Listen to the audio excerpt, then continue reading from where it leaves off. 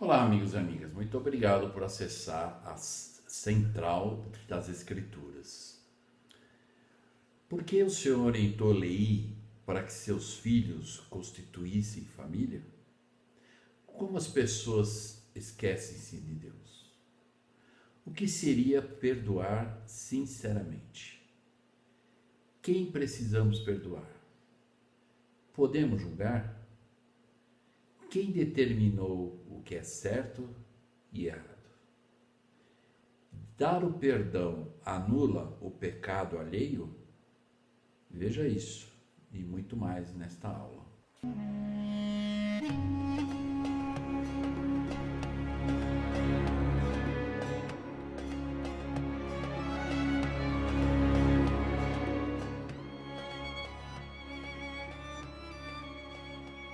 Então, meus amigos e amigas, muito obrigado por acessar então a Central das Escrituras. Como nós estamos estudando o livro de Mórmon, nesse estudo, hoje nós vamos estudar o capítulo 7 de 1º Nef.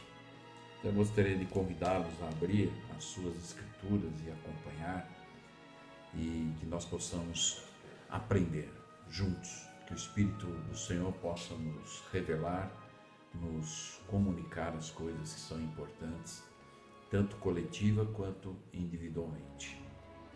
Então nós vamos começar aqui vendo a respeito, logo do início do 1º Nef, capítulo 7, no versículo 1, nós vamos ver então o que o Senhor orientou Leí a fazer antes de sair de Jerusalém. E agora quisera que soubesses que depois de meu pai Leí haver terminado de profetizar acerca de seus descendentes, aconteceu que o Senhor lhe falou outra vez. Aqui é um ponto que nós precisamos entender. Olha só, o Senhor havia falado novamente com Leí, tinha falado antes e falou novamente. Vamos lembrar da importância do linha sobre linha, que as revelações, o nosso progresso é linha sobre linha. Então nós precisamos fazer metas, encontrar os meios para podermos aplicar os princípios em nossas vidas, e aos poucos o Senhor vai nos orientando, como com Leí, né? Ele falou uma vez, depois voltou, conforme Nef das vezes, ele falou outra vez. E o que ele falou então para Leí agora? Que Leí não deveria levar sua família sozinha para o deserto, mas que seus filhos deveriam tomar filhas para esposas, a fim de suscitarem descendência para o Senhor na terra da promissão. Então, mais uma vez aqui nos mostra a importância que Deus dá à família, né? Então aqui ele disse, olha, não é bom que você vá sozinho, então procure encontrar as moças, né, para os seus filhos, né? E nós conhecemos a história, né? Talvez muitos já falaram em várias oportunidades em que o Leí, ele pediu para Nef e seus irmãos cumprirem algumas designações, e lá Manuel, eles reclamaram, né, direto de todas as designações, embora eles foram e participaram, mas essa foi a única vez que nós não vemos uma reclamação, né?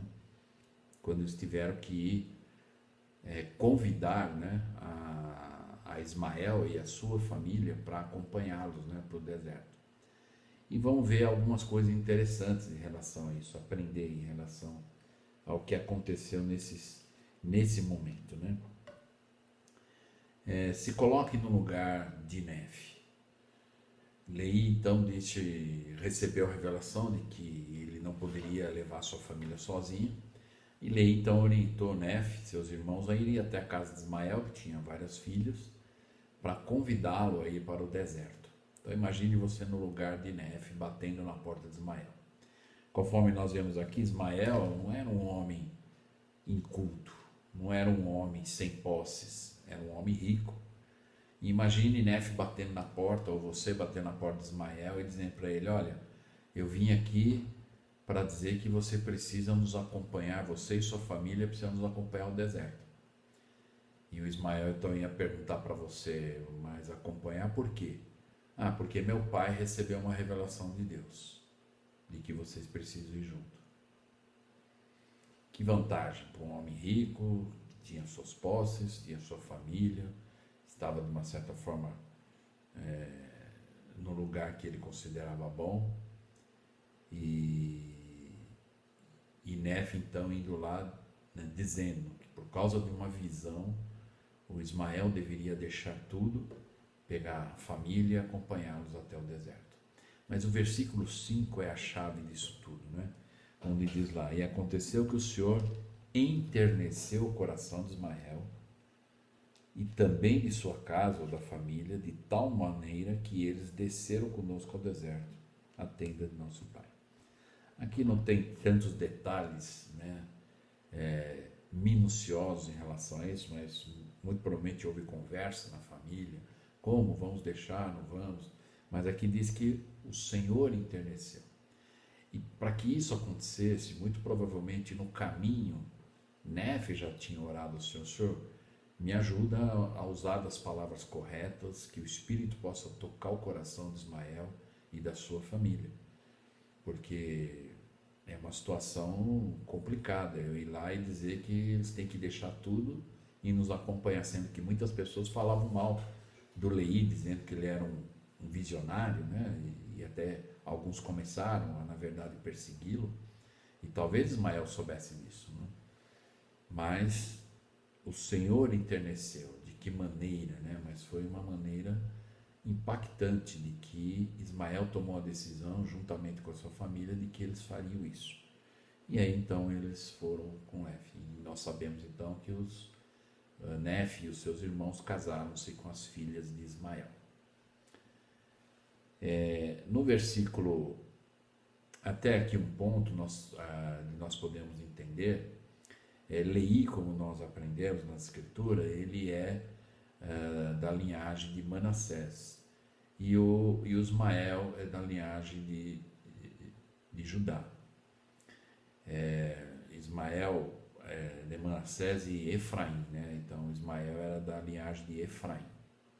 Por isso que hoje muitas pessoas que recebem as bênçãos patriarcais, a maioria, sua linhagem ou é Efraim ou é Manassés, porque nós na verdade descendemos desse povo, né? Se nós conseguimos completar a nossa árvore genealógica, muito provavelmente nós vamos passar por Leí, por Ismael e por sua família, né? Outro versículo, o versículo 9 e 10 diz lá, e aí algumas situações foram acontecendo, alguns desafios foram acontecendo depois de Ismael e a família já estarem juntos, e o Nefe então dizendo para os seus irmãos: como é que não haveis dado ouvidos à palavra do Senhor? Como é que esquecestes que vistes o anjo do Senhor? Então isso é uma coisa que nós podemos aprender aqui, de que não é um milagre que converte as pessoas, né? O milagre ele acontece para, na verdade, premiar a pessoa que exerceu fé. Então aqui, por algum motivo, momento, os desafios que eles estavam, Nefe, repreendendo os seus irmãos, ele diz: como que vocês se esqueceram daquela experiência espiritual, que vocês viram o anjo, que aconteceu isso? Como que vocês poderiam esquecer tão fácil? Então aqui é uma lição, né?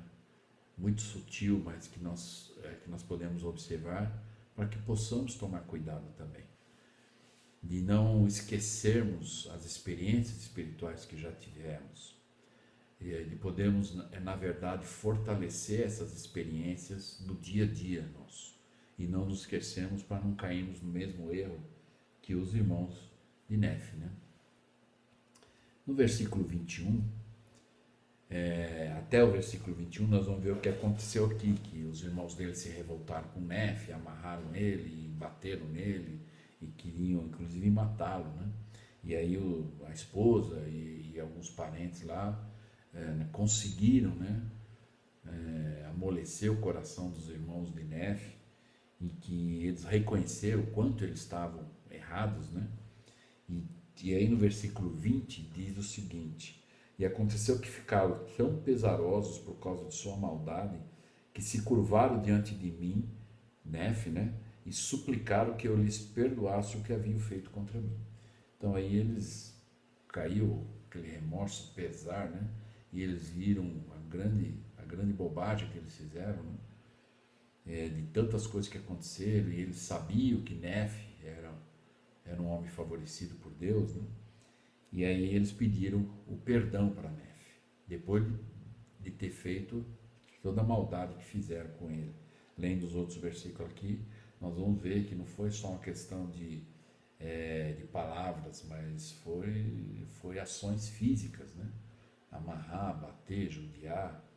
E no versículo 21, que é o que eu gostaria de pegar essa parte, diz aqui que Nefe, em relação ao pedido de perdão de seus irmãos, ele disse: e aconteceu que eu lhes perdoei sinceramente tudo o que haviam feito. Então esse é o ponto que eu gostaria de pegar hoje na aula, o princípio, para nós podermos explorar um pouco mais e aprender, que é a doutrina do perdão, que é uma doutrina e também um princípio que podemos aplicar. Não é fácil, né? Todo mundo sabe que esse é um princípio, né, desafiador. Talvez para algumas situações é fácil, para outras situações não é. Eu posso dizer, como em alguns chamados que eu já servi na igreja, eu realmente sei do quanto é difícil e é muito complicado às vezes nós dizermos: olha, mas o Senhor mandou perdoar e eu não estou vivendo aquela situação da pessoa. Embora nós precisamos ensinar a doutrina, o mandamento e a vontade de Deus, mas também, por outro lado, dizer para as pessoas: olha, vocês têm que buscar viver esse padrão, essa doutrina do perdão. E a pessoa tem que buscar. Então, como que ela vai usar isso, né? Que ela precisa fazer, porque nós sabemos que é a vontade de Deus, e nós vamos ver agora algumas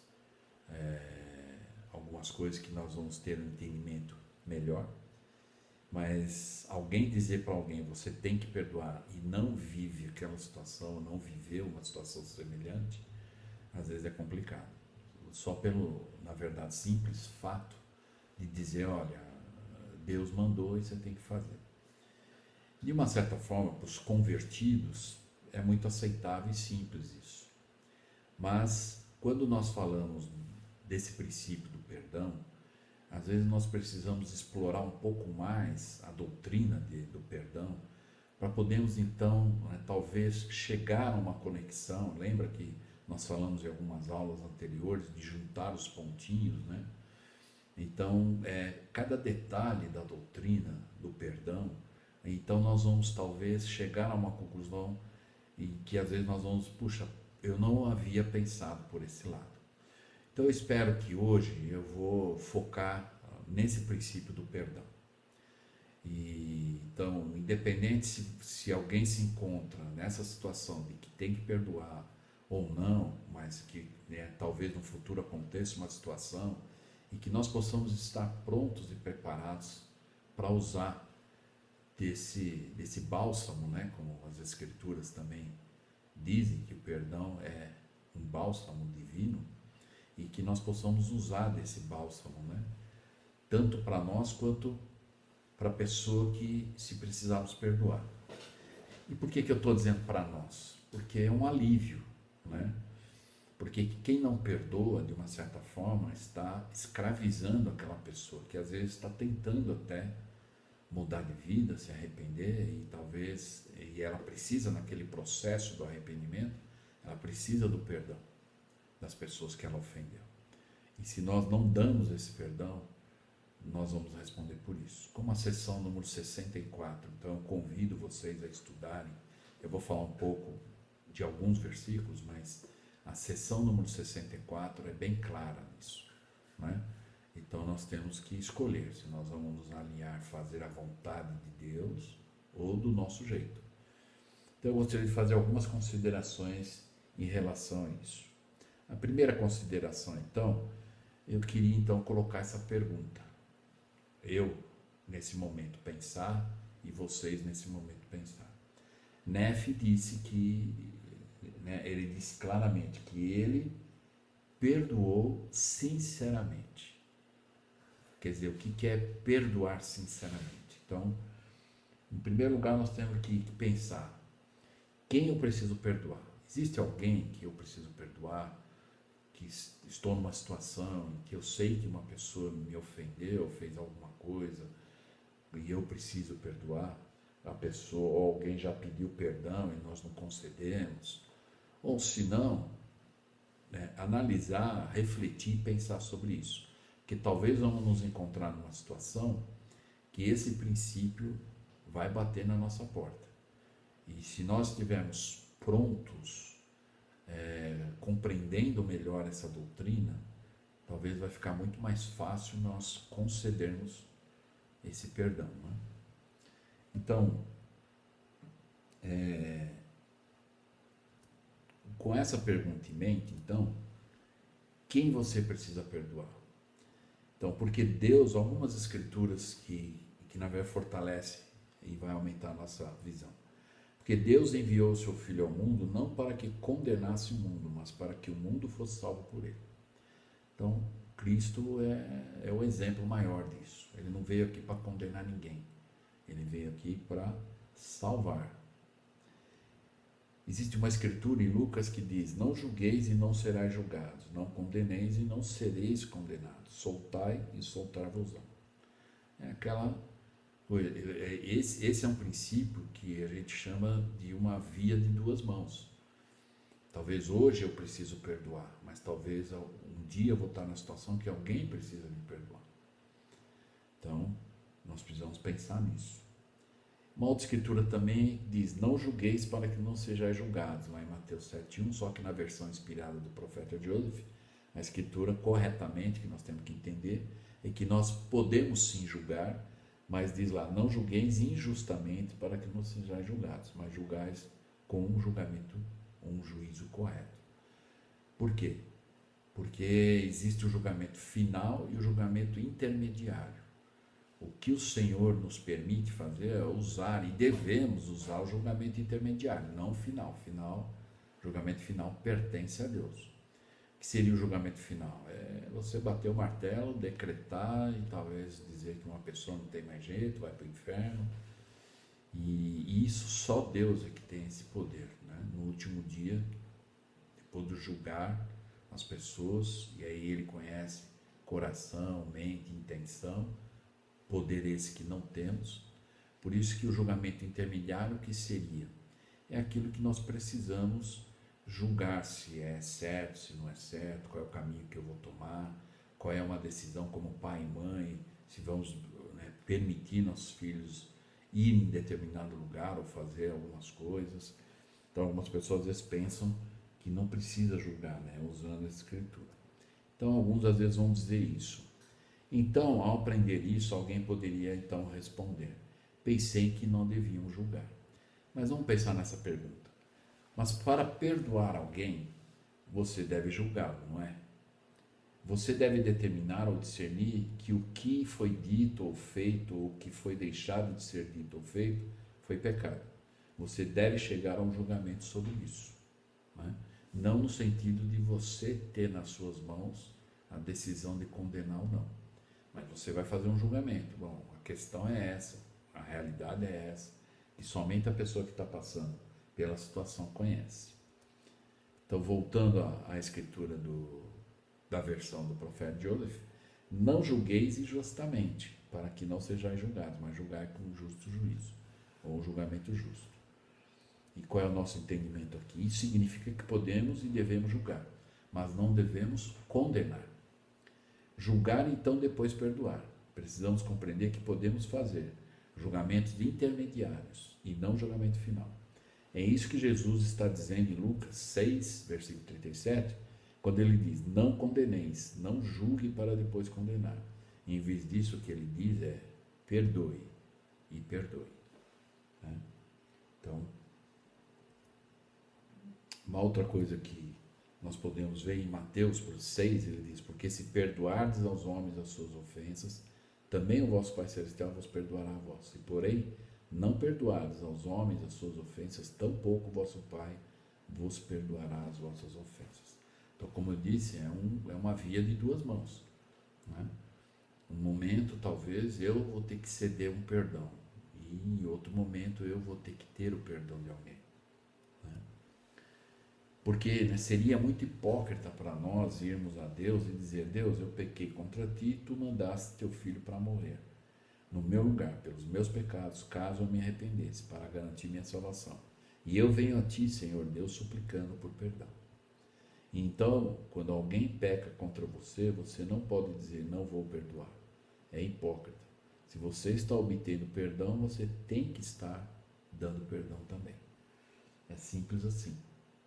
Não é fácil, todo mundo sabe, mas é simples assim a doutrina.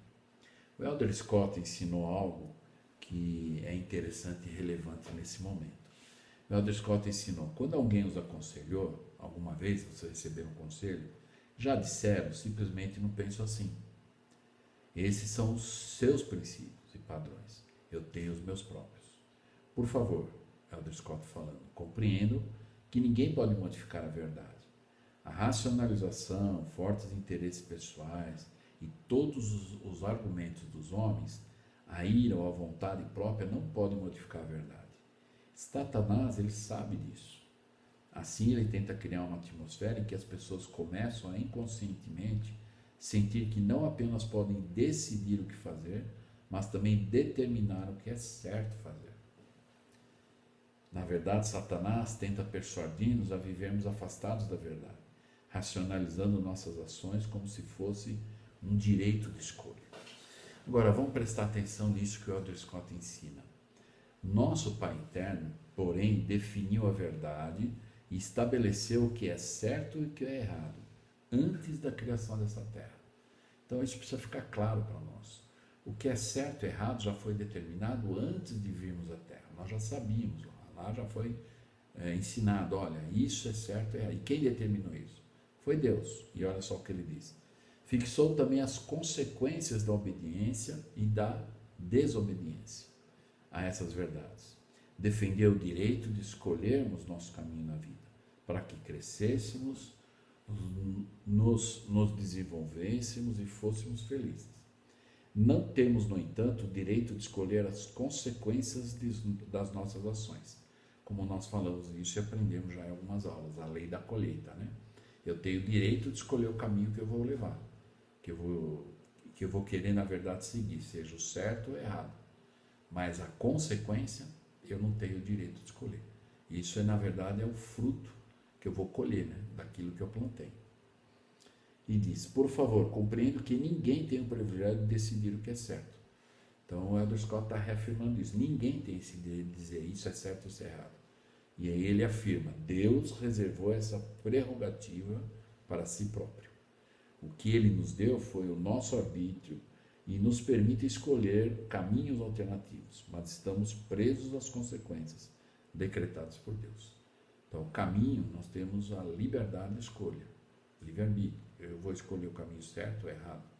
Qualquer pessoa tem esse direito, mas a consequência, ela está anexada, né, à escolha. Mais tarde, se não gostarmos do lugar onde nos conduz esse caminho, a única saída será o arrependimento. Então, quem quiser ler esse discurso na íntegra, para entender, está na Lerona de Janeiro de 93, a partir da página 66. Então, quem quiser ampliar ainda mais a visão com esse discurso do Elder Scott, e aí nós vamos então aprender e ampliar a visão sobre a doutrina do perdão. Uma outra coisa aqui e algumas pessoas vão entrar em conflito emocional, porque alguns vão dizer: mas o que a pessoa que me ofendeu, o que eles fizeram foi errado e nunca pediram desculpa, como posso perdoá-los? É uma boa pergunta, né? Talvez muitas pessoas que nós conhecemos às vezes se questionam dessa forma. Então nós vamos aprender algumas coisas juntos aqui. No coração de alguns poderiam estar pensando: talvez eu perdoe se ele se arrepender e pedir perdão, mas é ele que precisa dar o primeiro passo. Então, daí é o que nós temos que entender. Então, o impacto da última frase, Doutrina e Convênios 64:9, vai nos golpear, pois o Senhor diz que, pois nele permanece o pecado maior, ou seja, aquele que não perdoa. Então, se alguém pede o perdão e a pessoa não perdoa, o pecado maior permanece na pessoa que não deu perdão. Então isso é algo impactante, né? E a seção número 64.9 ensina isso. E talvez alguns, por ouvir isso, vão dizer: o quê? Quer dizer que preciso perdoar mesmo que meu inimigo permaneça frio, indiferente e cruel? De acordo com a vontade do Senhor, não resta dúvida que é isso mesmo. A Escritura diz lá. E o Senhor, na seção número 64, diz que Ele, o Senhor, perdoa a quem Ele quiser. Mas de nós é exigido que perdoemos a todos. Então eu volto a convidá-los a estudar a seção número 64, ok? Uma outra coisa sobre o perdão que nós precisamos entender: portanto, um erro comum é achar que o ofensor deve desculpar-se e humilhar-se até o pó, antes de receber o perdão. Então, às vezes, não, essa pessoa vai ter que sofrer até muito mais do que eu sofri com a ofensa, para que eu possa... Então, esse não é o padrão do Evangelho, né? É claro que a pessoa que fez o mal deve reparar totalmente o erro, mas a pessoa ofendida deve perdoar ao agressor, seja qual for a atitude dele. Às vezes as pessoas ficam satisfeitas ao verem a outra, que ofendeu ela, de joelhos e rastejando-se, mas essa não é a maneira do Evangelho. Aqueles que não podem perdoar destrói a ponte sobre a qual ele mesmo vai passar. Lembra lá? É um caminho de duas vias. Por isso o Senhor ensinou claramente: pois eis que se o homem, sendo mau, oferece uma dádiva, ele o faz de má vontade, portanto será considerado como se tivesse retido a dádiva. Consequentemente, é considerado mau perante Deus. É a mesma coisa como se não fizesse. Então não adianta fazer de má vontade, né? E na verdade, Moroni 7 explica claramente sobre a maneira correta de julgar. Então, quem quiser entender melhor isso. E no final diz o seguinte: para medir um homem, Deus passa a fita métrica espiritual ao redor de seu coração e não da sua cabeça. Então é o quanto está lá dentro da sua vontade. Por isso que Deus tem o poder, conhece coração, mente e intenção, né? Qual foi a intenção? Muitas vezes algumas pessoas se ofendem porque alguém não cumprimentou ou falou determinada coisa. Nós precisamos entender qual foi a intenção. Aquilo foi realmente provocativo, foi com intenção, ou foi uma desatenção, e às vezes a pessoa estava pensando em outra coisa e acabou não cumprimentando, ou às vezes falou com a intenção de dizer algo e acabou transmitindo nas palavras algo diferente, né? Então, é isso que nós precisamos, e Deus conhece essa intenção, nós não conhecemos. Por isso a importância de nós perdoarmos. Não temos esse poder, né, de ler a mente, saber o que está no coração. Agora, eu queria explicar aqui, talvez até para clarear e até consolar aqueles que acham: não, mas perdoar é muito difícil. Ninguém foi ofendido como eu fui, ou ninguém está passando a situação que eu estou. Então vamos entender algumas coisas aqui. Deixe-me explicar de uma forma mais clara. É necessário de uma pessoa para se arrepender, de uma outra pessoa para perdoar, e os dois para reconciliar-se. Você pode perdoar independente de eles pedirem perdão e mudarem, então podemos perdoar.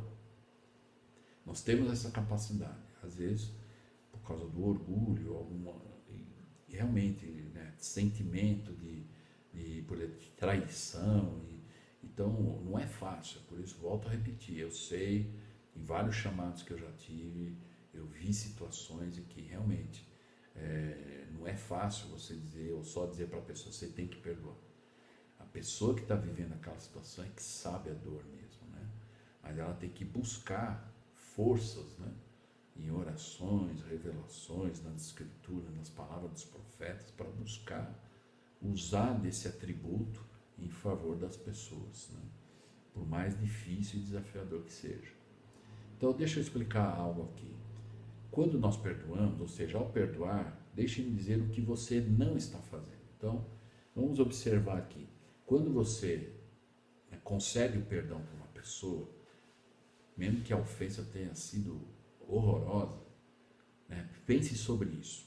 Você concede o perdão, mas você não está fazendo essas coisas, olha só. O que é que você não está fazendo?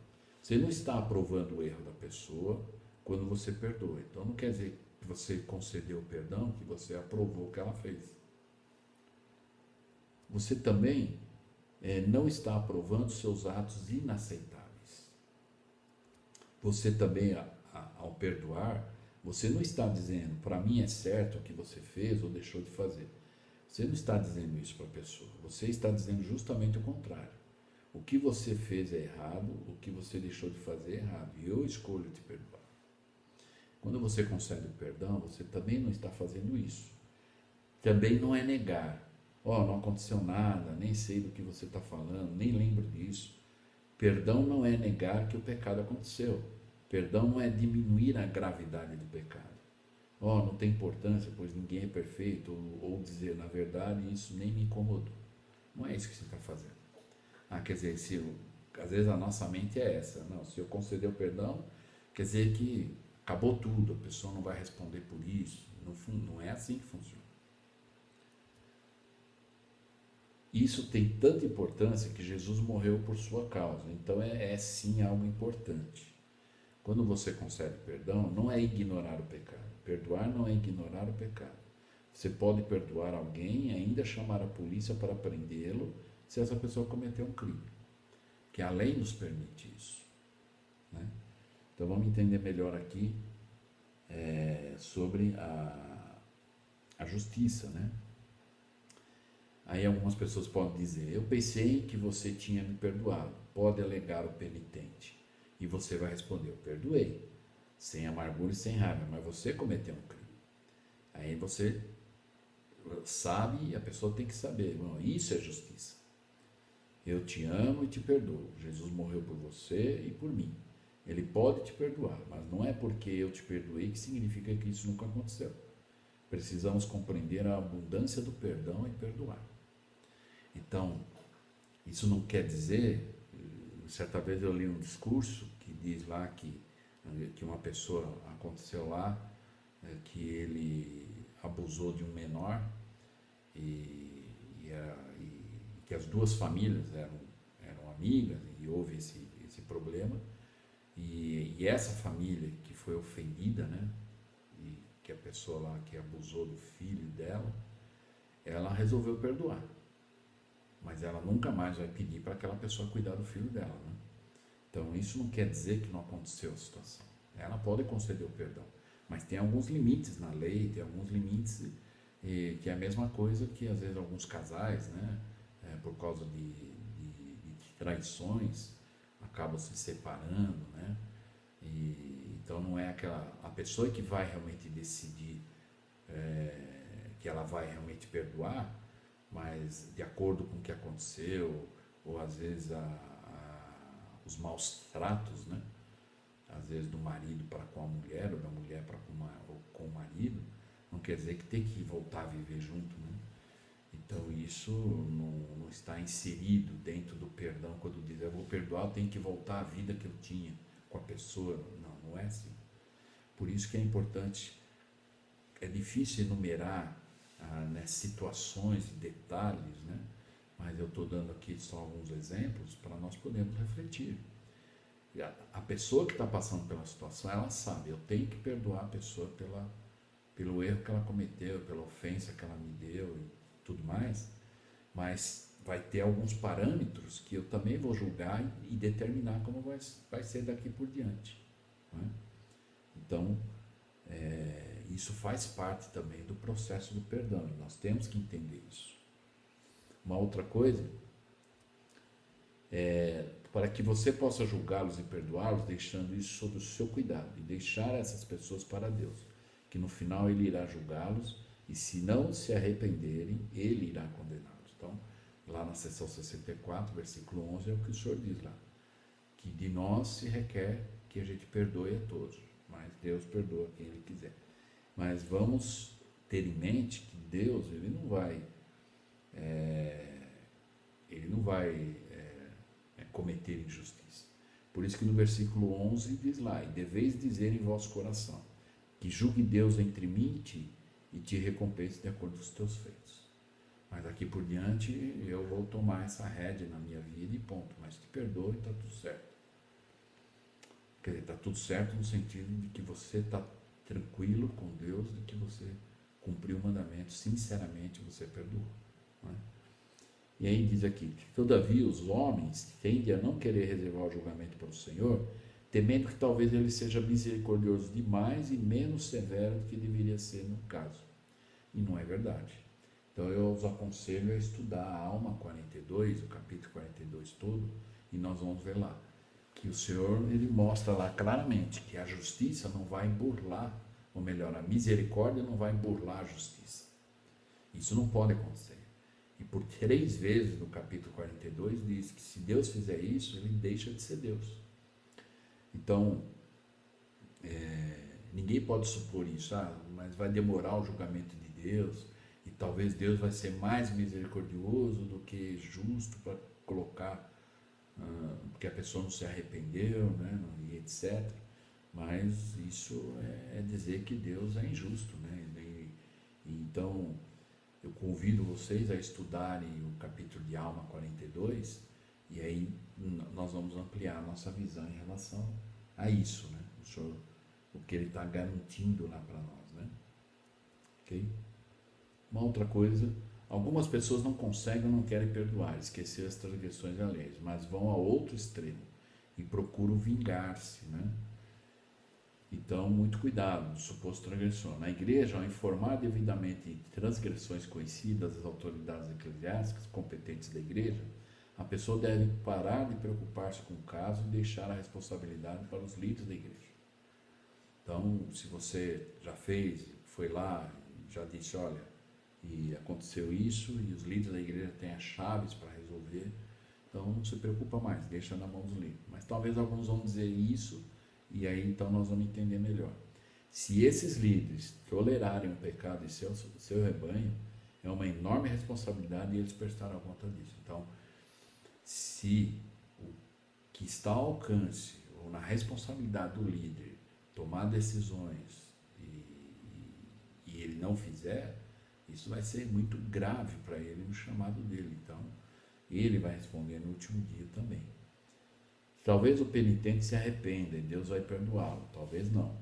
E Deus vai cuidar do assunto com justiça plena e perfeita. Nós precisamos compreender que isso é negócio de Deus, pois nosso coração tem amargura, nosso coração tem hipocrisia, se não perdoamos de verdade.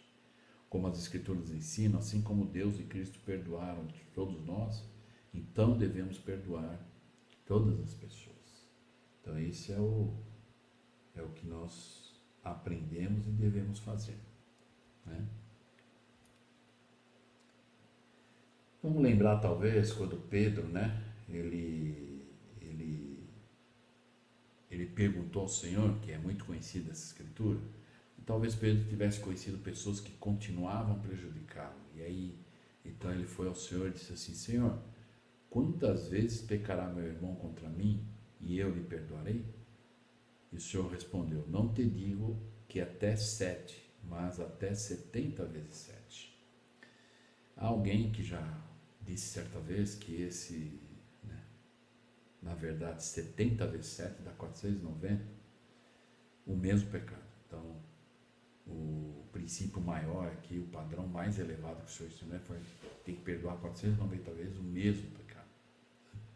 Então, é algo que fica realmente definido o nível de perdão que nós precisamos buscar ter esse atributo e conceder caso seja uma situação que depende de nós. Vamos pensar nessas perguntas. Quem você precisa perdoar? Quem você precisa perdoar? O que foi que disseram? O que fizeram? Ou o que deixaram de fazer? Então pense sobre isso. Se tiver alguém que você lembre que precisa perdoar.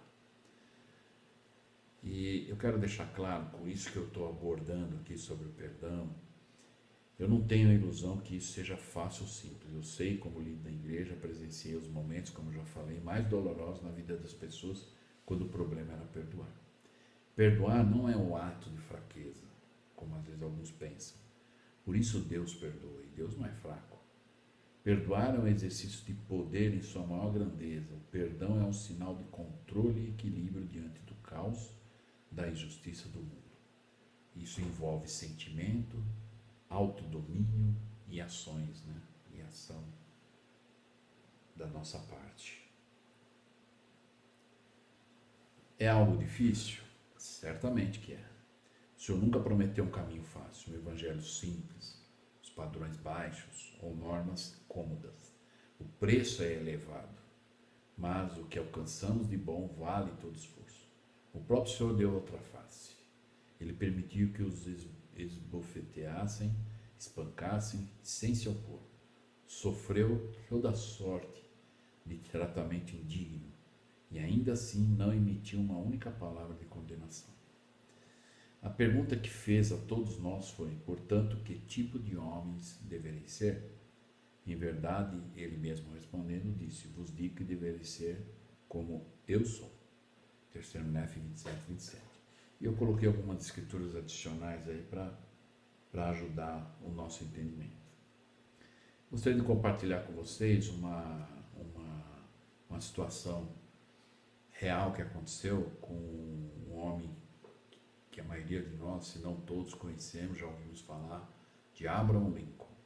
Abraham Lincoln foi o 16º presidente dos Estados Unidos e era um dos maiores, e é considerado um dos maiores estadistas do mundo, né? E uma vez aconteceu uma situação. Então lá diz, um dos maiores estadistas do mundo, Abraham Lincoln compreendia o verdadeiro significado da misericórdia. Mais tarde, quando a guerra estava quase no fim e já se podia ver a vitória da União, perguntaram ao presidente Lincoln, que foi o 16º presidente dos Estados Unidos, como ele trataria os sulistas depois do fim da guerra. Porque teve um grupo que se desassociou, né, da União. E aí, após a guerra, eles queriam voltar, né? E aí, então, perguntaram para ele como que o presidente, né, do país ia tratar essas pessoas que eram consideradas, talvez, até traidores, né? E o presidente Lincoln respondeu, como se eles nunca tivessem se separado da União. E aí um dos entrevistadores questionou e ele protestou e disse, mas presidente, não devemos destruir os nossos inimigos? E o presidente Lincoln então deu essa resposta maravilhosa. Ele disse, não destruímos os inimigos quando os transformamos em amigos? É simples assim. Então, esse é realmente um grande líder, né? Ensinando um princípio, né? Eles eram inimigos, mas agora eles estão se transformando nossos amigos, o inimigo já não existe mais.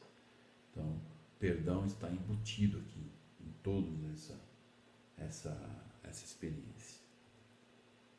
E finalizando então,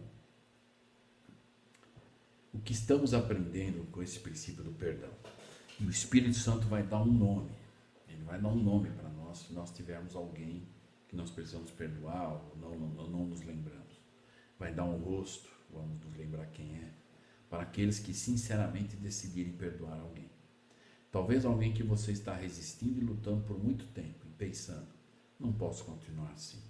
Mas vamos sentar um pouco e permitir que o Espírito Santo nos dê esse nome, nos dê esse rosto.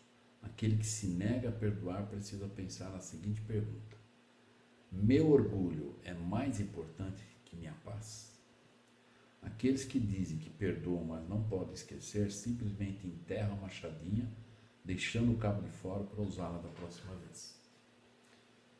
Então,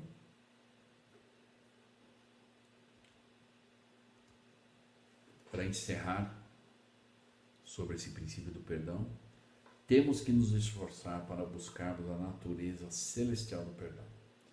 Perdão é uma oposição ao padrão de reação destrutiva que há nos relacionamentos humanos. Aquele que na verdade concede o perdão e aquele que recebe o perdão são abençoados com o sentimento mental do alívio e da paz, que é a cura e a restauração dos sentimentos mais nobres na humanidade. O perdão adoça a vida azeda e a torna feliz. O perdão faz uma faxina na alma encardida pela sujeira da mágoa. O perdão perfuma o coração com a fragrância vinda do céu, fabricada à base da misericórdia. Então, volto a repetir e com clareza, não é fácil viver esse atributo, conceder perdão a algumas situações que são muito difíceis e desafiadoras, mas o mandamento é que devemos perdoar. Então, cada um de nós temos que buscar os meios, como faremos, a força de Deus para que isso aconteça, com muita oração, jejum, estudo das Escrituras, conselhos dos profetas, nos discursos de conferências gerais sobre o assunto, para podermos então encontrar essa força se tivermos que conceder um perdão. Ou estarmos prontos para futuramente numa situação em que nos encontrarmos e que vai exigir de nós esse atributo, que nós possamos estar prontos e preparados para conceder. E possamos dizer, como Nefe disse, que eu perdoei aos meus irmãos sinceramente. Então, encerrando, quem eu preciso perdoar? Que cada um de nós busquemos viver esse atributo.